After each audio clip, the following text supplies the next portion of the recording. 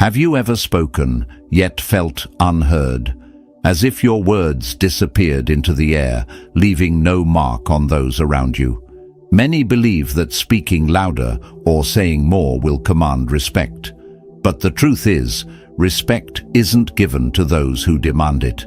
It's given to those who embody it. The Stoics understood this well. They knew that true influence comes not from force, but from wisdom, restraint, and presence. When you speak with clarity, purpose, and confidence, without excess or desperation, people listen. So, why do some individuals captivate a room with just a few words, while others struggle to hold attention? The answer lies not in what they say, but in how they say it. In today's video, we'll explore timeless Stoic principles that will elevate the way you communicate, so that when you speak, people stop and pay attention. If you're ready to sharpen your words and strengthen your presence, stay with me. And if you find value in this, consider supporting the channel with a like, a comment, or a subscription. Now, let's begin. 1. Eliminate the "I'm sorry" habit. Words shape perception. The way you speak influences how others see you and how you see yourself. One of the most subtle yet destructive habits that erode respect is over-apologizing. You may not even realize how often you do it, but every unnecessary "I'm sorry" chips away at your presence, making you seem uncertain, hesitant, and even unworthy of attention. Imagine this. You walk into a meeting 2 minutes late. The first words out of your mouth: "Sorry, I'm late." Instantly, you position yourself as the problem, as if your mere presence requires justification. But does it? Life happens. Traffic, back-to-back meetings, unforeseen delays. Instead, try saying, "Thanks for waiting." One signals guilt, the other signals control. Or picture another scenario. You're walking through a crowded hallway and someone accidentally bumps into you. Without thinking, you blurt out, "Oh, sorry." But why? Why are you apologizing for existing in a shared space? Every unnecessary apology sends a subtle message, not just to others, but to yourself, that you are an inconvenience. And the more you reinforce that belief, the more others begin to treat you accordingly. This habit seeps into emails, texts, and daily conversations. "Sorry to bother you, but..." "Sorry, just checking in." "Sorry, can I ask a question?" These phrases may seem polite, but they communicate self-doubt. And when you constantly frame your words as an intrusion, people will subconsciously start treating them that way. I used to be trapped in this cycle myself. I remember sitting in a meeting where someone interrupted me mid-sentence. Without thinking, I stopped and said, "Oh, sorry, go ahead." The moment I heard those words leave my mouth, I realized something. I was apologizing for being interrupted. Why was I making myself smaller? That was the turning point. From that moment on, I made a conscious effort to break the habit. Here's a simple rule. Before you say, "I'm sorry," ask yourself, did I actually do something wrong? If the answer is no, reframe your response. Instead of "sorry for bothering you," say, "Do you have a moment?" Instead of "sorry, can I add something?" say, "I'd like to add something." These small shifts make a big impact. They don't just eliminate unnecessary apologies, they change how people perceive you. There's another hidden danger in apologizing too often. It creates an expectation that you're always at fault.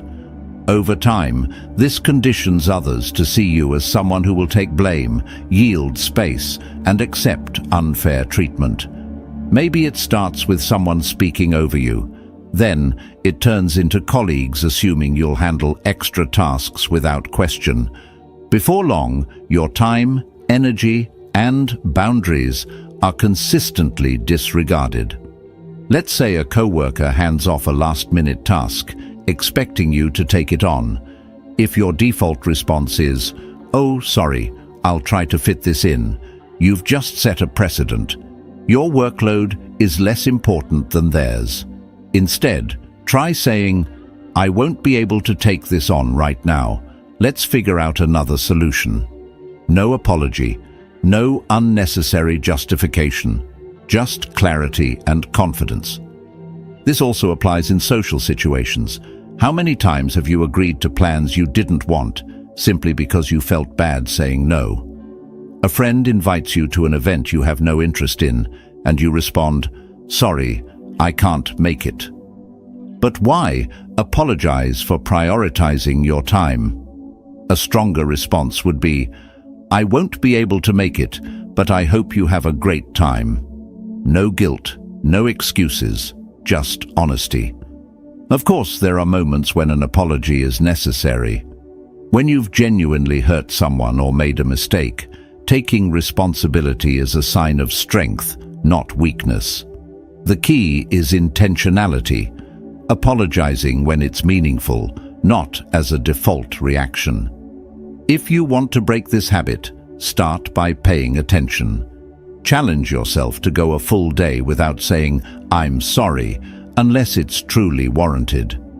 Keep track of the moments when you feel the urge to apologize, and ask yourself if there's a better way to phrase your response. The more you practice, the more natural it becomes to speak with confidence. If you want others to respect you, it starts with how you carry yourself. Eliminating unnecessary apologies isn't just about speech, it's about self-perception. The moment you stop apologizing for things that don't require it, you'll notice a shift. People will start listening more, taking your words seriously, treating you with the respect you deserve. Now that we've tackled over-apologizing, let's move on to another crucial principle: setting boundaries and sticking to them. 2. Set boundaries and stick to them. Epictetus once wrote, "No man is free who is not master of himself. If you want others to respect you, you must first respect yourself. And one of the most fundamental ways to do that is by setting clear boundaries and enforcing them. People treat you the way you allow them to. If you don't define your limits, others will define them for you. We've all been there. You agree to something you don't want to do just to avoid conflict. You let someone overstep because you don't want to seem rude. You take on extra work because saying no feels uncomfortable. But here's the truth. When you don't set boundaries, you're not being kind. You're being a doormat. Think about the last time you said yes to something you didn't want to do. Maybe it was staying late at work because a coworker didn't finish their task. Maybe it was answering a late-night message when you desperately needed rest. Maybe it was listening to someone vent while ignoring your own exhaustion. In that moment, you weren't prioritizing yourself. You were prioritizing their comfort at your expense. I used to do this constantly. One time, a friend asked me to help them move. My weekend was packed, but I felt obligated to say yes. The moment I agreed, I regretted it. I spent the weekend exhausted, frustrated, not at them, but at myself. Why? Because I had the power to say no, and I didn't use it. That's when something clicked. Every time I said yes to something I didn't want to do, I was saying no to something I actually valued. My time, my energy, my priorities. From that moment, I made a rule. If it's not a true yes, it's a no. Marcus Aurelius once wrote, "The soul becomes dyed with the color of its thoughts." If you constantly signal that your needs don't matter, people will believe it.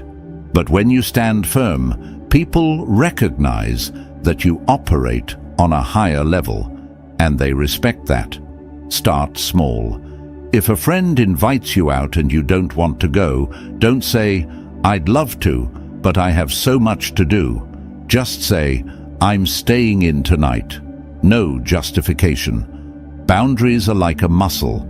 The more you use them, the stronger they get.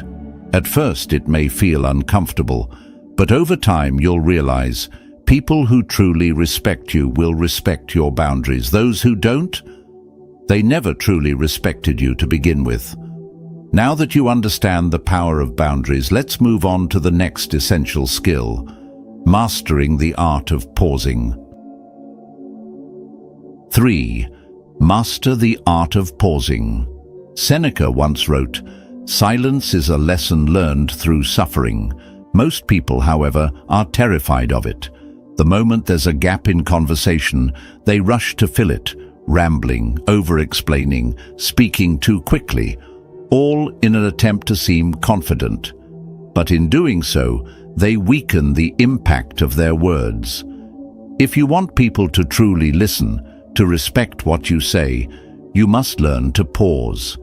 In today's world, quick responses are often mistaken for intelligence.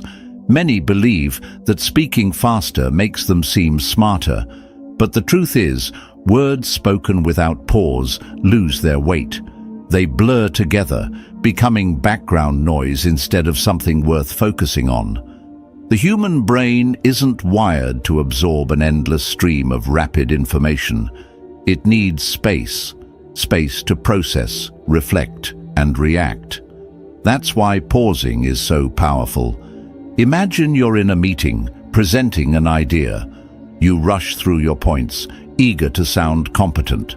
But by the time you finish, no one seems truly engaged. Now, imagine a different approach. You speak with measured confidence. You make a key point, then pause. You let it land. Instead of rushing to fill the silence, you allow it to do its work. And suddenly, the room leans in. People absorb your words. They listen. Some of the greatest speakers in history, Winston Churchill, Barack Obama, mastered this technique. They understood that silence isn't empty. It's a tool. It creates emphasis, tension, and most importantly, authority. I learned this lesson the hard way. Early in my career, I believed proving my intelligence meant speaking as much as possible. I answered questions before they were fully asked, over-explained my ideas, and filled every quiet moment with words. After one particularly chaotic presentation, my manager pulled me aside and said, "You have great ideas, but you don't give people time to absorb them." That was my wake-up call. The next time I spoke in a meeting, I slowed down.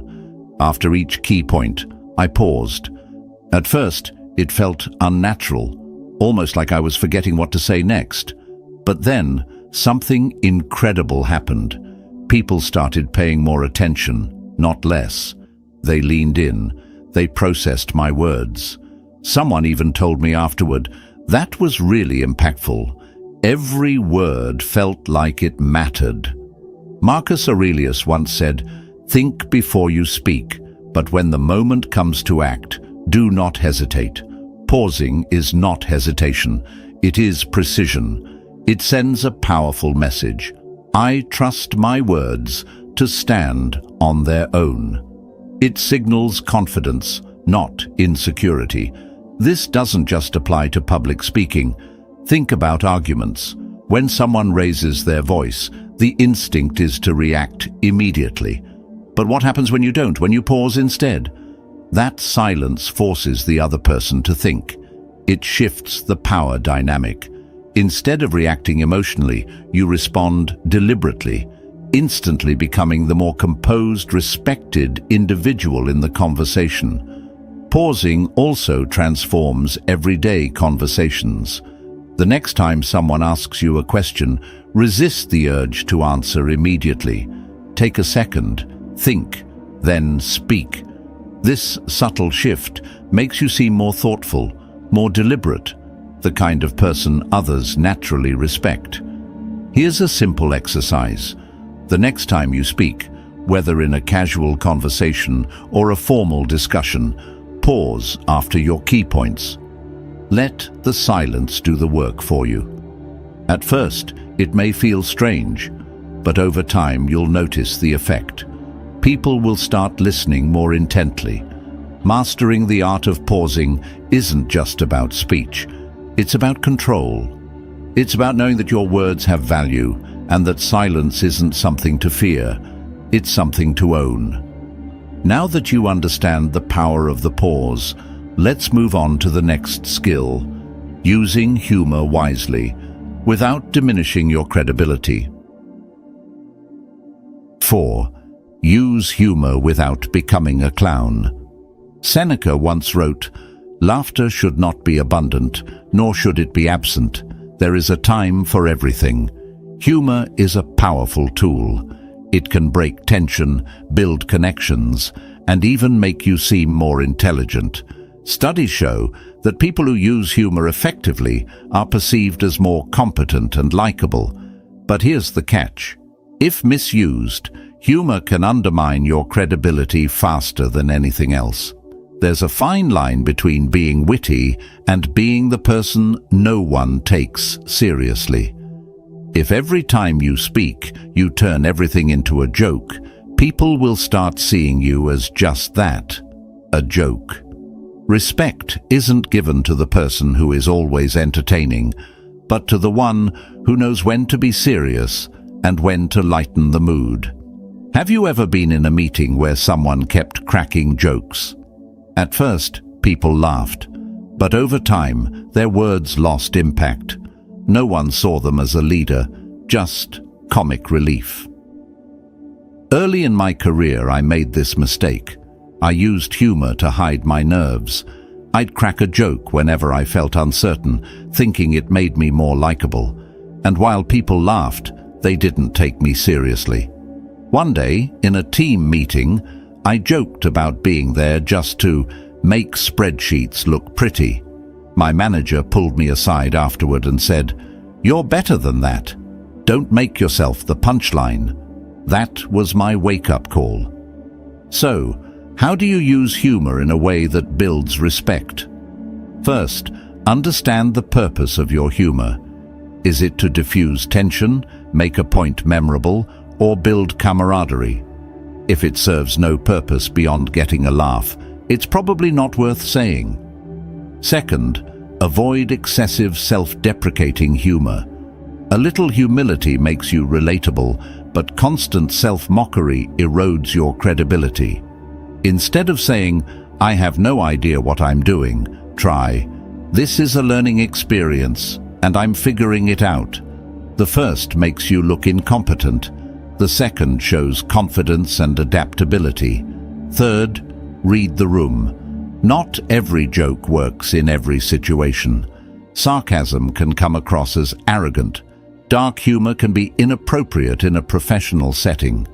Before making a joke, ask yourself, will this add to the conversation, or will it distract from it? Marcus Aurelius once advised, "Let your words be few and well considered." Humor should serve a purpose, not dominate your message. Timing is also crucial. The best humor is spontaneous but controlled. Drop it strategically when it can shift the energy or reinforce a point. A well-timed joke from a leader can diffuse tension and show confidence, not desperation for attention. Finally, avoid using humor as a shield to deflect discomfort. Sometimes the most powerful thing you can do is be direct.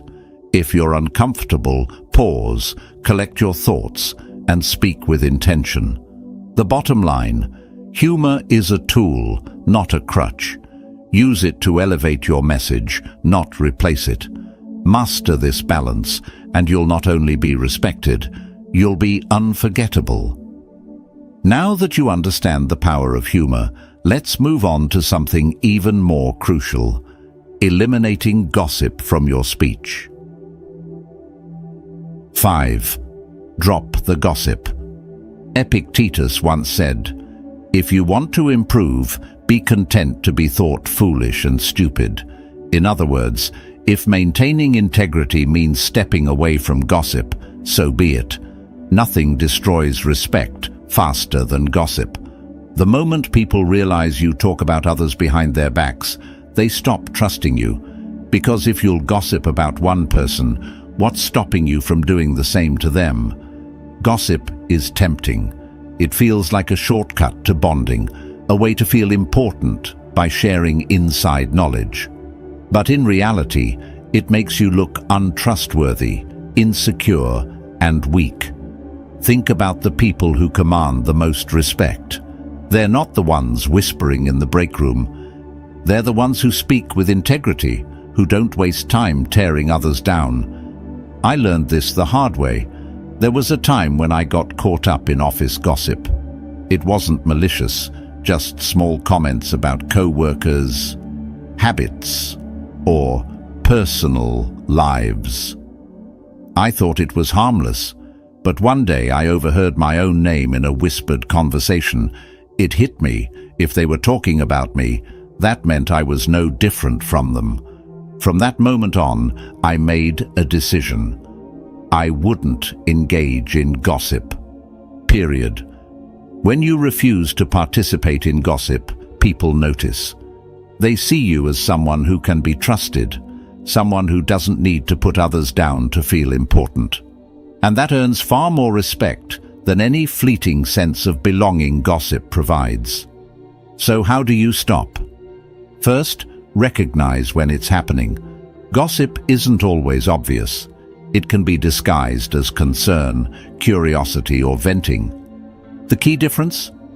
Gossip is talking about someone who isn't there, in a way that serves no real purpose. If it doesn't help resolve an issue, it's gossip. Second, redirect the conversation. If someone starts gossiping, you don't have to call them out aggressively. Just shift the topic. I'd rather not talk about that. What else is going on? Or, that's their business. I hope they're doing okay. These responses make it clear that you won't engage. Marcus Aurelius once wrote, "Waste no more time arguing about what a good man should be one. Instead of indulging in gossip, focus on things that matter, your growth, your goals, your character." At the end of the day, gossiping might make you feel important in the moment, but it destroys trust in the long run. If you want to be respected, speak with integrity. Refuse to engage in pointless drama. Keep your words focused on what truly matters. Now that we've covered why gossip is a respect killer, let's move on to our final step, knowing when to stop talking. 6. Know when to stop talking. Epictetus once wrote, "If you wish to improve, be content to appear clueless or stupid in unimportant matters." In other words, wisdom isn't about saying more. It's about knowing when to say less. Many people aren't taken seriously because they talk too much. It's an uncomfortable truth, but sometimes the most powerful thing you can say is nothing at all. We've all seen it. The person who keeps explaining long after they've made their point. The one who dominates conversations without realizing they're losing their audience. The one who fills every silence as if quiet moments are dangerous. But here's the thing. The more you talk, the less impact your words have. I used to struggle with this myself. I thought being persuasive meant providing as much detail as possible. I would over-explain, repeat myself, and rush to fill any pause. Then, one day, after a long-winded explanation in a meeting, my boss pulled me aside and said, "You had them in the first 30 seconds, but then you lost them." That moment changed everything for me. Talking too much often comes from insecurity, the fear that if we don't keep speaking, we'll be ignored or misunderstood. But true confidence isn't in endless words, it's in precision. The most respected people don't ramble. They speak with clarity, trust their words, and know that silence isn't their enemy, it's their ally. Marcus Aurelius once said, "Do not waste what remains of your life in speculating about others, unless it brings some benefit." The same applies to speech. Don't waste words that don't serve a purpose. Here's how to fix this. First, be aware of your tendencies. Do you repeat yourself? Over-explain? Feel uncomfortable with silence? Awareness is the first step to change. Second, practice the pause. Make your point, then stop. Let it sit. Let people process what you've said. It may feel awkward at first, but over time you'll see that silence makes your words more powerful, not less. Third, trim the excess. Before speaking, ask yourself, what's the shortest, clearest way to say this? The best communicators say just enough. No more, no less. This is especially crucial in high-stakes situations. Imagine negotiating a salary. You state your number, then silence. The instinct is to justify it, to keep talking, but the smartest thing you can do? Say it, then stop. Let the other person process it. The same applies to arguments, interviews, and even everyday conversations. When you stop talking at the right moment, people listen more, take you more seriously, and ultimately respect you more. Now that we've covered all 6 principles, let's wrap this up with a final thought on what it truly means to command respect in every conversation. Respect isn't something you ask for. It's something you earn through the way you carry yourself, speak, and engage with others. It's not about being the loudest or the smartest in the room. It's about presence, self-respect, and communicating with intention. By eliminating unnecessary apologies, you project confidence. By setting boundaries, you teach others how to treat you. By mastering the pause, your words gain impact. By using humor wisely, you maintain credibility. By refusing to gossip, you build trust. And by knowing when to stop talking, you ensure your words carry real weight. Apply these principles, and you'll notice a shift. People will listen more, take you seriously, and most importantly, you'll see yourself differently. Now tell me, which principle do you need most? Comment below. Speak with confidence. If this video helped you, like it, subscribe for more insights, and share it with someone who needs to hear this. Speak with confidence, own your space, and never shrink yourself for anyone. More powerful lessons coming soon. Stay tuned.